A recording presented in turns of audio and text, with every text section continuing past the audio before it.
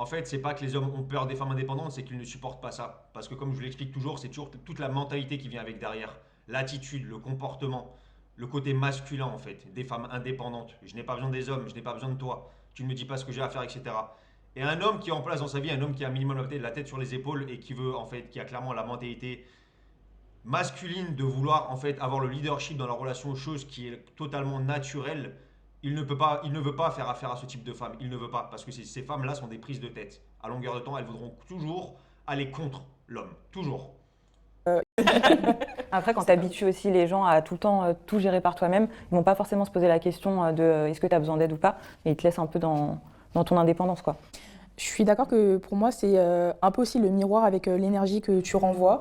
En ce moment, sur TikTok, on a beaucoup le terme énergie C'est ça en fait. Toutes les femmes indépendantes, elles veulent montrer à tout le monde qu'elles n'ont besoin de personne. Donc forcément, quand tu tombes sur une femme comme ça, tu te dis, bon bah écoute, visiblement, t'es une grande fille, tu sais faire tout seul, tu me demandes pas d'aide, ou du moins de te dire, tu n'as pas besoin de personne ni qui que ce soit, et que tu es parfaitement heureuse toute seule et que tu peux gérer ta vie toute seule. À ce moment-là, forcément, tu n'auras pas envie de lui donner un coup de main. Et tu n'auras pas envie d'être là et avoir le rôle, entre guillemets, d'homme dans le couple, vu que madame se prétend être un homme.